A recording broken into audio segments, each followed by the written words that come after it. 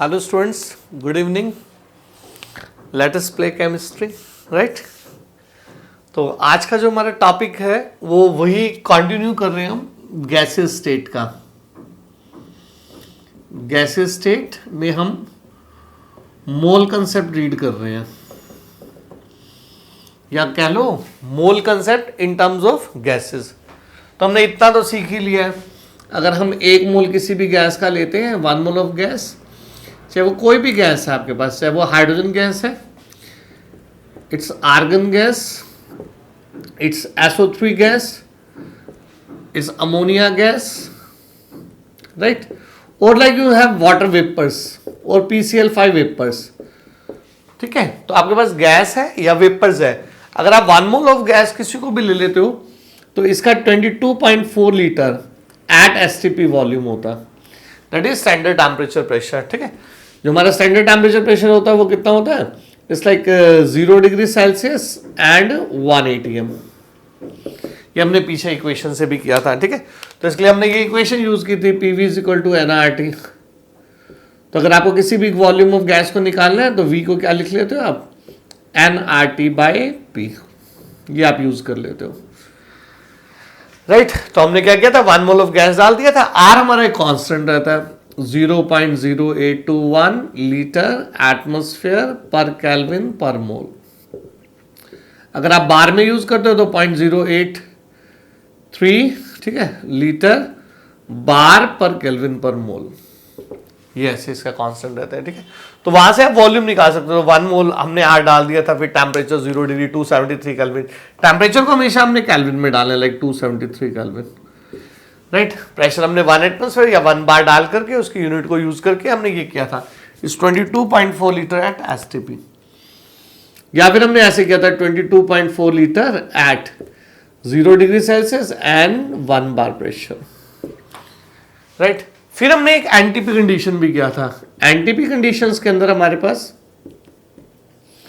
ठीक है, जो टेम्परेचर होता है वो 25 डिग्री सेल्सियस होता है या 298 केल्विन होता है.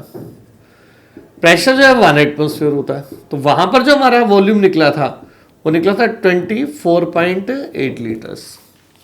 फिर हमने यूनिट्स के बारे में देखा था, 1 मीटर क्यूब. ठीक है, तो 1 मीटर क्यूब इज 1000 लीटर. आपने ऐसे ध्यान रखना है. ठीक है, और 1 लीटर जो है हमारे पास वो 1 डेसीमीटर क्यूब ही होता है. ठीक है, 1 लीटर जो होता है हमारे पास that is equivalent to 1000 ml या फिर 1000 centimetre cube.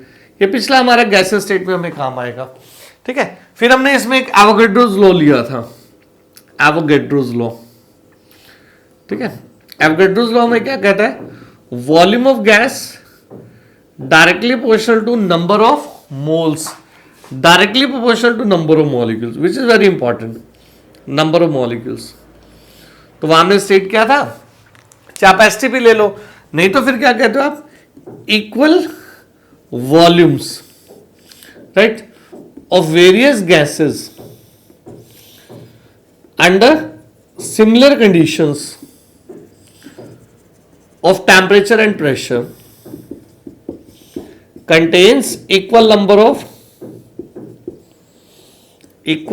of moles or molecules. तो जो मोल या मॉलिक्यूल्स बराबर रहते हैं, बट खास करके ध्यान रखना एटम्स मे और मे नॉट बी इक्वल, क्योंकि गैसेस आपकी मोनोएटॉमिक, डायटॉमिक, पॉलीएटॉमिक हो सकती हैं. ठीक है, वेपर और गैस के अंदर हमने डिफरेंस कर लिया था. रूम टेम्परेचर पे आप किसी भी अगर गैस को देखते हो तो उसको लिक्विफाई हम नहीं कर सकते. वेपर्स को हम रूम टेम्परेचर पे लिक्विफाई कर सकते हैं. अदरवाइज आपने ये थिंक करना होता है बस कि अगर रूम टेम्परेचर पे आपने जैसे वाटर देखा तो वो लिक्विड होता है, तो अब उसको अगर आपने वेपराइज गैसेस स्टेट में लाया तो उसको वेपर्स हम बोलेंगे. लेकिन रूम टेम्परेचर पे ऑक्सीजन लाइक गैस है हमारे पास. ठीक है, तो ये चीजें हमने पहले रिवाइज कर चुके हैं सारा काम. अब इसके साथ साथ आपको 1-2 क्वेश्चन जैसे इसके इंपॉर्टेंट वर्किंग में जो आपको ऑब्जेक्टिव में मिलेंगे. जैसे आपको हाइड्रोजन गैस है, ठीक है, और फिर आर्गन गैस है इस तरह से. ठीक है, फिर O3 गैस है, ऐसे कोई भी गैस, राइट. फिर आपके पास ऐसे हैं O3 गैस के बाद like SO3 gas, right, ammonia gas, कोई भी इस तरह से गैस दे सकता है. ठीक है, तो इनके अंदर अगर आप सिमिलर टेम्परेचर प्रेशर लेते हो, सिमिलर टेम्परेचर प्रेशर, मान लो आपने STP ले लिया, राइट। तो उस समय इनके जो नंबर ऑफ मोल्स हैं वो आप कैसे लेंगे, 1:1:1:1:1, सब में बराबर नंबर ऑफ मोल्स है। इसी तरह से नंबर ऑफ मॉलिक्यूल्स वो भी इक्वल होंगे, 1:1:1:1, ठीक है। जैसे नंबर ऑफ मोल्स, अब इसका वॉल्यूम कहें तो वॉल्यूम एसटीपी पे अगर कहें तो वो भी बराबर है 22.4 लीटर, 22.4 लीटर, 22.4 लीटर। ये बड़ा प्यारा कंसेप्ट है, 22.4 लीटर ऐसे। तो उनके अंदर इक्वल मोल्स में बराबर मॉलिक्यूल्स हैं, बराबर ही आपका वॉल्यूम है, ठीक है। इस तरह से अगर टेम्परेचर प्रेशर अगर आपका सेम है तो आप इसको ऐसे भी कह सकते हो भाई वॉल्यूम 1:1 रेशियो में है, मतलब सबके अंदर बराबर है। जैसे आप एग्जांपल ले सकते हो बिस्लरी की बॉटल, ठीक है, लाइक वो 1 लीटर की होती है। तो अगर इसमें आपने 1 लीटर को गैस को भर लिया तो 1 लीटर गैस के अंदर आपके मोल्स भी बराबर है, वॉल्यूम तो बराबर है ही है, और मॉलिक्यूल्स भी बराबर है, लेकिन इनके एटम की रेशियो अगर वो सेम एटम कैरी करते हैं तो सेम रहेगा। अब एटम्स की रेशियो इनकी सेम नहीं है। इसको आप कॉम्पिटिटिव के काफी सारे क्वेश्चन में सॉल्व करोगे। जैसे इस समय ये रेशियो ऐसे 2:1:3:4, क्योंकि इसके अंदर हाइड्रोजन के अंदर आपके पास कितना है, 2 एटम्स हैं, ऐसे 2 एटम्स। आर्गन आपका एक ही एटम से बना हुआ, जो O3 आपका वो 3 एटम से फर्दर बनी हुई है, जो SO3 है वो आपके 4 एटम से बनी हुई है। ऐसे किसी का 5 है तो 5। तो ये बड़े आपके ऑब्जेक्टिव इंपॉर्टेंट क्वेश्चन रहेंगे। तो ये आपने थोड़ा सा गैस स्टेट के बारे में और एक्स्ट्रा ध्यान रखना है, ठीक है।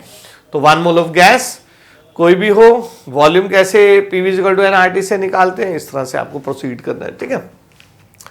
अच्छा, एक चीज आपको और देखनी है, जैसे आपको एक गिवन वॉल्यूम STP के ऊपर है, से 1 लीटर, 2.5 लीटर, कितना भी, STP से नॉन STP पे जाना या नॉन STP से STP पे आना, क्योंकि मोल कंसेप्ट आपका हमेशा STP पे अप्लाई होता है। मतलब जो 22.4 लीटर है वो STP कंडीशंस पे है, 273 केल्विन 1 एटमॉस्फेयर पे है, वो किसी और टेम्परेचर प्रेशर पे नहीं है। 400 केल्विन पे आप अप्लाई करते हो, प्रेशर आपका 5 एटमॉस्फेयर पे है, तो उसमें कुछ भी गैस का वॉल्यूम होगा, लेकिन वो 1 मोल का नहीं होगा। आपको मोल के लिए उसको STP पे कन्वर्ट करना पड़ता है जब आप न्यूमेरिकल ट्रबल्स करो, ठीक है। तो इसी इक्वेशन को अब हम ऐसे कर सकते हैं, PV=nRT आपके पास, ठीक है। तो वहां पर हमारा जो R है वो कांस्टेंट होता है, R इज कांस्टेंट, ठीक है। तो इसको हम ऐसे लिख सकते हैं, PV/NT=कांस्टेंट, जैसे R=कांस्टेंट, राइट। ये हमारी एक इक्वेशन बना देते हैं, इसको हम ऐसे यूज करते हैं, P1V1/N1T1=P2V2/N2T2। ये एक हमारी इक्वेशन बन जाती है ऐसे, ठीक है। अगर आपके पास गैस के नंबर ऑफ मोल्स भी अलग है तो वो भी यूज कर सकते हो। अब अगर सेम गैस है और सेम नंबर ऑफ मोल्स है तो मान लो नंबर ऑफ मोल्स ऐसे कैंसिल कर दिए, तो इस इक्वेशन को हम ऐसे लिख लेते हैं, P1V1/T1=P2V2/T2। ये आपको कुछ न्यूमेरिकल्स में यूज करने को काम आएगा, ठीक है। जैसे आपके पास प्रेशर, मान लो एक तरफ तो आपने STP कंडीशन कर ली, एक तरफ आपने नॉन STP कर ली, तो आप चाहो तो STP से STP पे वॉल्यूम निकालो, चाहो तो नॉन STP निकाल लो। एक पे दिया होगा, दूसरे पे हमारे को निकालना होगा, ठीक है। जैसे मान लो STP है तो आपका प्रेशर कितना है, 1 एटमॉस्फेयर, टेम्परेचर कितना है, 273 केल्विन। मान लो मैं नॉन STP आपको कर देता हूँ, टेम्परेचर इज लाइक 500 केल्विन, ठीक है, pressure is equal to like 5 atmosphere, ठीक है, राइट। अब अगर आपको STP पे वॉल्यूम दिया हुआ तो आप नॉन STP पे जा सकते हो, नॉन STP दिया तो STP पे वो कितना वॉल्यूम होगा। मोल आपका हमेशा ध्यान रखना है STP पे अप्रोच करता है। जैसे आपको मान लो 500 केल्विन 5 एटमॉस्फेयर के ऊपर एक वॉल्यूम दे दिया, मान लो वो दे दिया आपको 10 लीटर्स, राइट। तो इसको आप STP पे निकाल सकते हो, ऐसे यहां 5 दिया हुआ तो नॉन STP पे निकाल सकते हो। अब ये जो बनेगा इससे आपका मोल कंसेप्ट बनेगा, ठीक है। तो यहां पर जो वॉल्यूम आएगा आपके पास, वॉल्यूम एट STP, उसको आप कन्वर्ट कर सकते हो इनटू मोल्स। नॉन STP को आपने कभी भी नहीं कन्वर्ट करना। एक आपको ये बड़ा प्यार से ध्यान रखना, ठीक है। तो अच्छे से देख लेना, PV=nRT, R हमारा कांस्टेंट होता है तो हम इसको लिख सकते हैं PV/NT, ठीक है। तो R कांस्टेंट है तो इससे इक्वेशन बन जाती है P1V1/N1T1=P2V2/N2T2, ठीक है। नंबर ऑफ मोल्स हमारे सेम रहते हैं गैस के, वही नंबर ऑफ मोल्स है, उसका टेम्परेचर प्रेशर हमने बदल दिया, तो इक्वेशन हो जाती है P1V1/T1=P2V2/T2। इसको हम combined form of Boyle's and Charles law भी बोलते हैं। जो वॉल्यूम का हमारा इफेक्ट होता है, प्रेशर का इफेक्ट जो वॉल्यूम पे होता है वो बॉयल्स ने साइंटिस्ट ने दिया था, और जो टेम्परेचर का असर इफेक्ट वॉल्यूम के ऊपर होता है ये हमें चार्ल्स साइंटिस्ट ने दिया था। तो हमारी equation P1 V1 by T1 is equal to P2 V2 by T2 हो जाती है। इस पे अगर आपको किसी भी टेम्परेचर प्रेशर पे वॉल्यूम दिया हुआ है तो आप उसको एसटीपी पे कन्वर्ट कर सकते हो एट 273 एंड 1 एटमॉस्फेयर। अगर आपको वाइस वर्सा 1 एटमॉस्फेयर 273 पे दिया हुआ तो आप नॉन एसटीपी भी कन्वर्ट कर सकते हो। लेकिन ज्यादातर आपको क्वेश्चन में क्या होगा, कोई भी डिफरेंट टेम्परेचर प्रेशर दिया होगा उससे आपको एसटीपी पे वॉल्यूम कन्वर्ट होना पड़ेगा, ठीक है। तो एसटीपी पे जो आपका 22.4 होता है वो 1 लीटर 1 मोल होता है। अब जो भी आपका वॉल्यूम होगा वो उससे आप न्यूमेरिकल क्रैक कर सकते हो, उसका मोल मतलब बना सकते हो, ठीक है। अच्छा, इसके साथ कुछ और देखो आप अभी।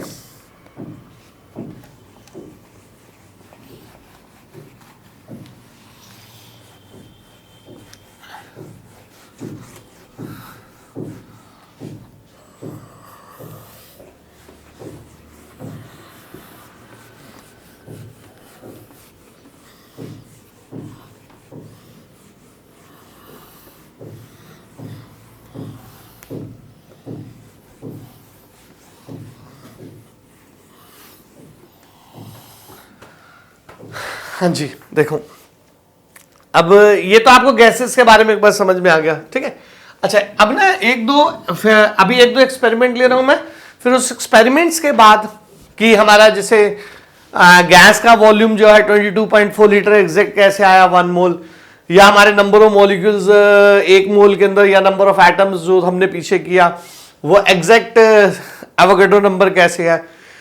एक तो ये दो हम एक्सपेरिमेंट लेने जा रहे हैं, ठीक है।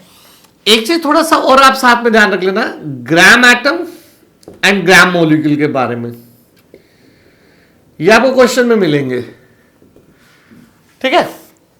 अब जैसे आपने सोडियम लिखा, ठीक है, सोडियम का आपने 1 मोल लिखा, तो 1 मोल ऑफ सोडियम को हम ग्राम एटम भी कह सकते हैं, इसको हम कहेंगे 1 ग्राम एटम। तो 1 ग्राम एटम इज 1 मोल, ठीक है। जैसे ये अब 1 ग्राम एटम है तो इसका मतलब आपके पास 23 ग्राम्स है। 1 ग्राम अगर आप वर्ड यूज करते हो तो वो तो 1 ग्राम है ही है, लेकिन अगर आपके पास किसी भी एलिमेंट का 1 ग्राम एटम वर्ड यूज होता है तो मतलब उसका मोलर मास के बराबर होता है। जैसे 1 gram atom of sodium is 23 gram, right. 1 gram atom of calcium 1 ग्राम है तो 1 ग्राम है ही है। 1 ग्राम एटम लिखा हुआ तो इसका मतलब आपके 40 ग्राम है, मतलब आपके पास 1 मोल है, राइट। इसी तरह से आप हर एक एलिमेंट का यूज कर सकते हो। ऐसे मॉलिक्यूल होता है, जैसे मान लो आपने अमोनिया मॉलिक्यूल ले लिया, ठीक है, मान लो आपने C6H12O6 ले लिया, ऐसे मान लो आपने NaCl ले लिया, ऐसे, ठीक है। इसको ग्राम फॉर्मूला भी बोल देते हैं सॉल्ट के लिए, ग्राम मॉलिक्यूल और फॉर्मूला। तो 1 ग्राम है तो 1 ग्राम है ही है। अब अगर आपको कहे 1 ग्राम मॉलिक्यूल, मान लो P4 यूज कर लेता हूं ऐसे मैं, 1 ग्राम मॉलिक्यूल और P4 मतलब ये उसके 1 मोल को रिप्रेजेंट करता है। दैट मीन्स ये आपका 124 ग्राम है, ये आपका 17 ग्राम है, ठीक है, ये आपका 180 ग्राम है, वो टोटल आप कर लेना, ये आपका 58.5 ग्राम है, 58.5 ग्राम, ठीक है।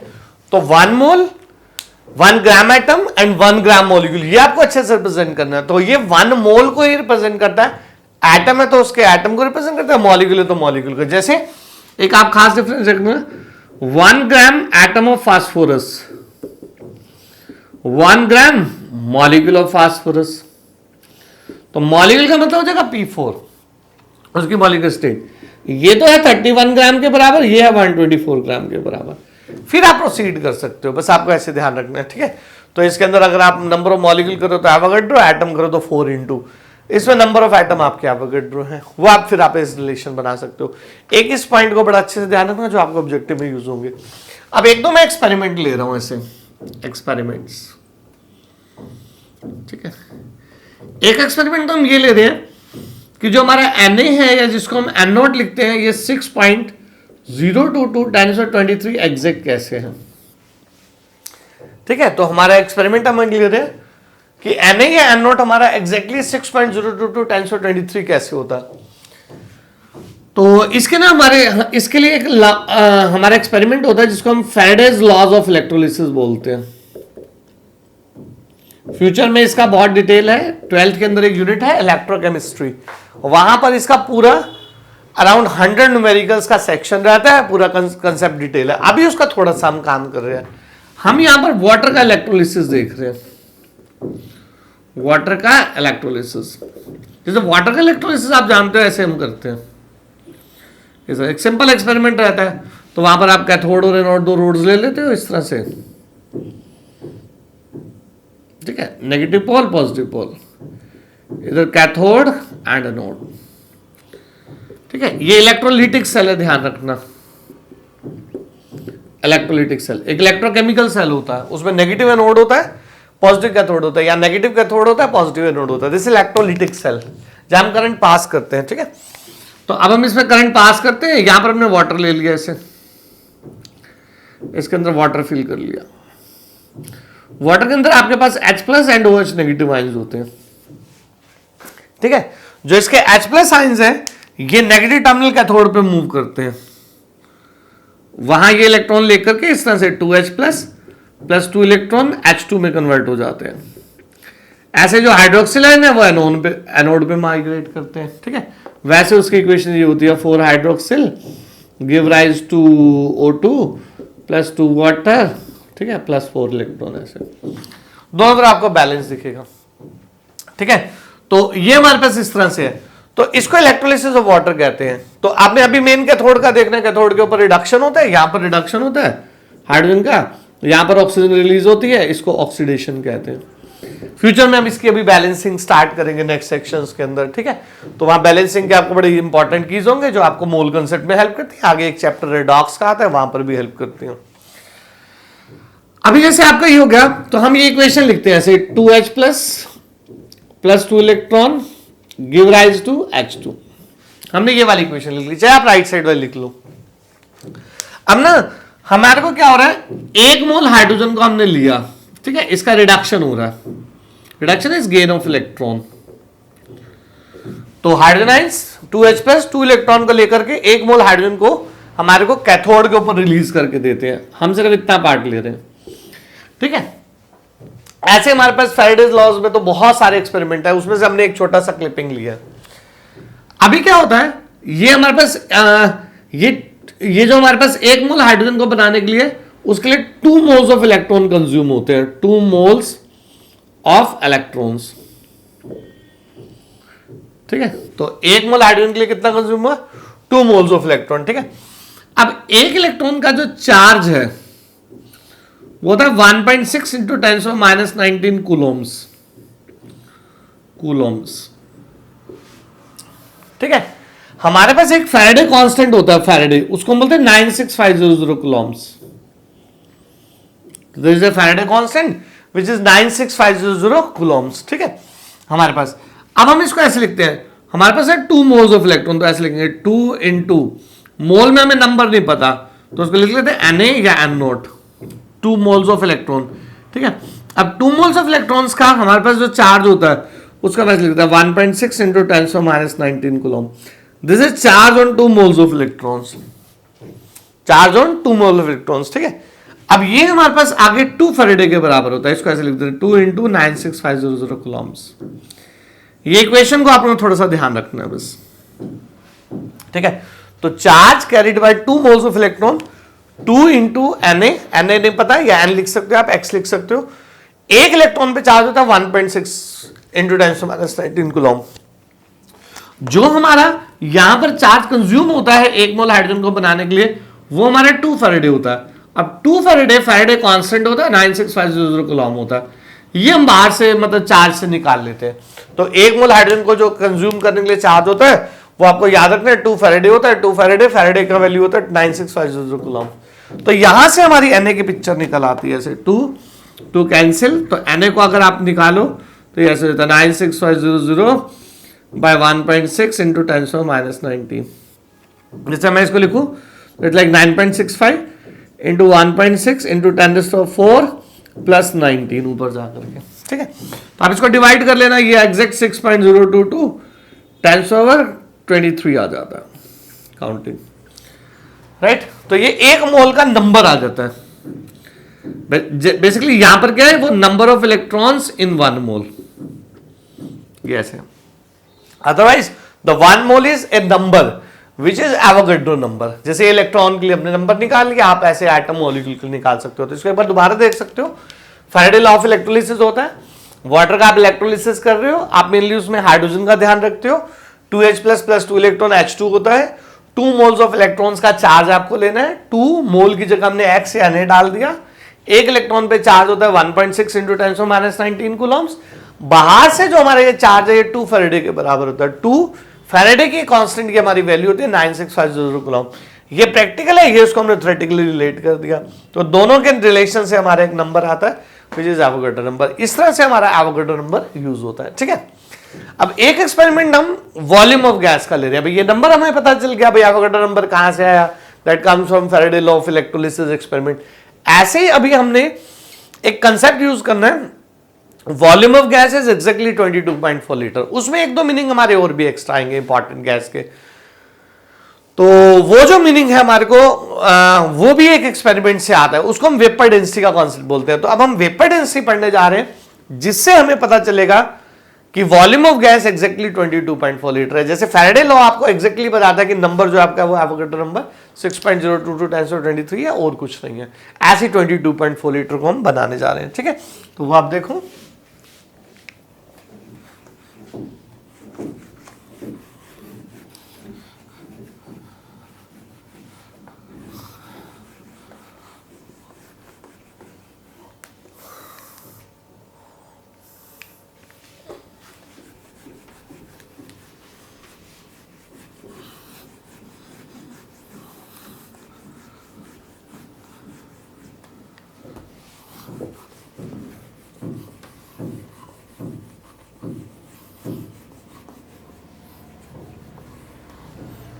देखो अभी हमारे को एक टर्म से हम स्टार्ट करें which is vapour density. Vapour density आपने शायद सुना भी हो, नहीं सुना तो आप अभी इसको देख लेना। Vapour density of a gas क्या होता है? वेपर डेंसिटी एक रिलेटिव डेंसिटी होती है। पहले तो इट्स ए रिलेटिव डेंसिटी, ठीक है। ये क्या होती है?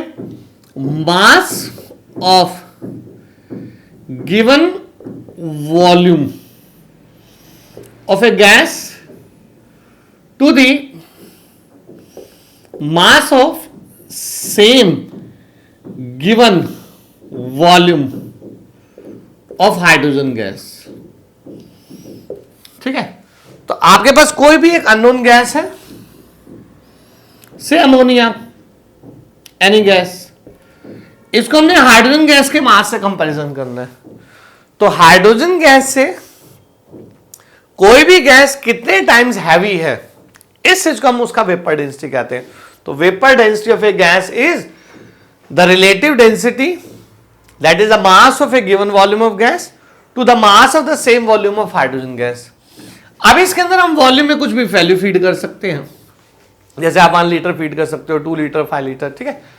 तो इसको हम ऐसे लिख सकते हैं, mass of 1 litre of gas to the mass of 1 litre of hydrogen gas. तो मान लो हमने उसको फिक्स कर लिया वैल्यू गिवन वॉल्यूम को, it's like as a 1 litre, हमने उसको 1 लीटर फिक्स कर लिया, ठीक है। अब 1 लीटर ऑफ गैस हमने ये क्या होता है, under similar conditions of temperature pressure. मान लो अभी हमने एसटीपी ले लिया दोनों को, राइट।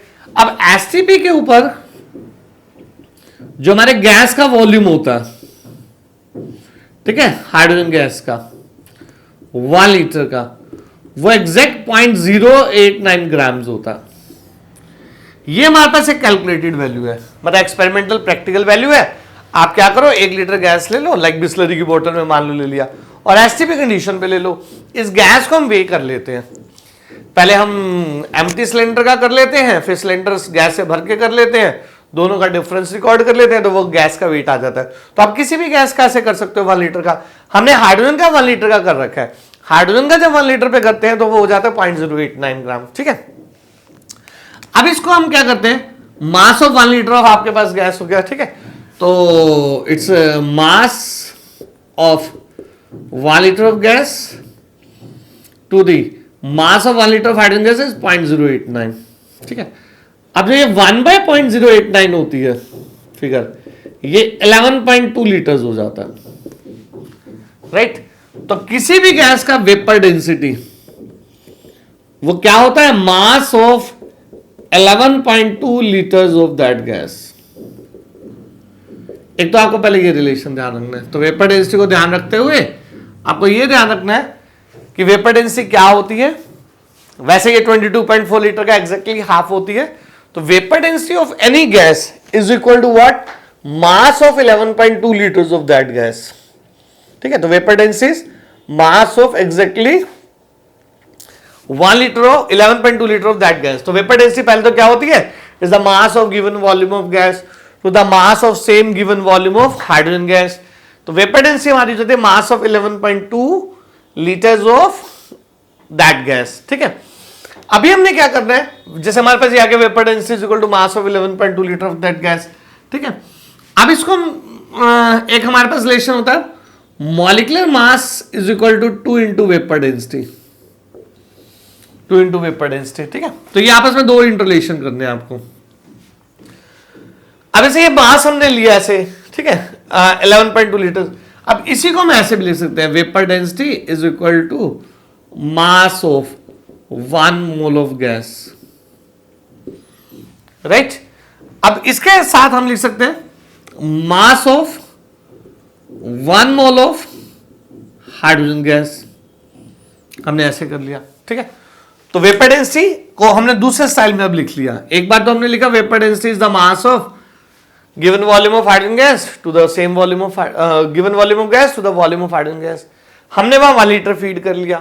1 लीटर हाइड्रोजन गैस का एक्सपेरिमेंटल वैल्यू 0.089 ग्राम होता है, जिसकी वैल्यू 1/0.089 सॉरी 11.2 लीटर्स आ जाती है।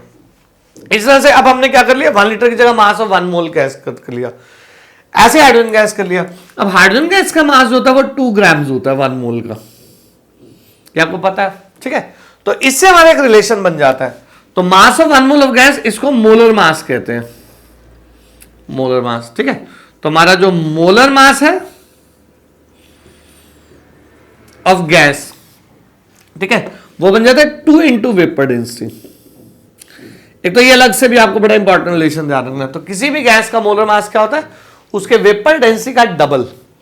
जैसे आपको ध्यान रखना है, हाइड्रोजन गैस की जो वेपर डेंसिटी है वो 1 होती है, इसका जो मोलर मास है वो कितना है आपके पास 2 ऐसे, राइट। अगर आपके पास SO2 गैस है, SO2 गैस, ठीक है, तो इसका जो वेपर डेंसिटी है, जैसे मोलर मास तो इसका कितना है 64, तो वेपर डेंसिटी इसकी कितनी है 32, ठीक है। आपके पास O2 गैस है, इसका मोलर मास है 16, 32, ठीक है, इसका जो वेपर डेंसिटी है वो कितना है 16। तो मोलर मास और वेपर डेंसिटी में 2 का रिलेशन होता है। वेपर डेंसिटी आपको काफी जगह काम आएगी। अगर आपको मोलर मास निकालना है तो उसका डबल कर दो। वो कहेगा अननोन गैस है, आपके पास उसका वेपर डेंसिटी 20 है, तो मोलर मास कितना होगा 40। अगर मोलर मास 40 है तो वेपर डेंसिटी कितनी होगी 20। तो 2 से इसका रिलेशन होता है, ठीक है। अब हमें ये देखा है हमने कि आपके पास वेपर डेंसिटी, यहां से हमने किया था vapour density mass of 11.2 litres of that gas, ठीक है। और molar mass 2 into vapour density होता है। तो हम इसको वैसे लिख सकते हैं, molar mass of any gas is equal to mass of, right, molar mass है 2 into vapour density, mass of 11.2 litres into 2, ऐसे कर देते हैं।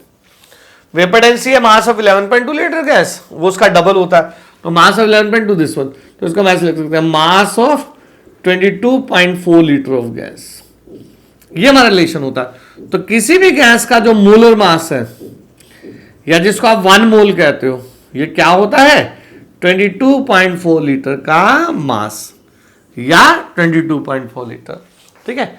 ये हमारे पास आता है। एक तो वेपर डेंसिटी का मॉलिक्यूलर मास से रिलेशन, और मॉलिक्यूलर मास जो है हमारा वो एग्जैक्टली वॉल्यूम 22.4 लीटर गैस है। तो उसको स्टार्ट फिर एक बार 1 मिनट रिवाइज कर लेते हैं, फिर इसके बाद हम न्यूमेरिकल ट्रबल।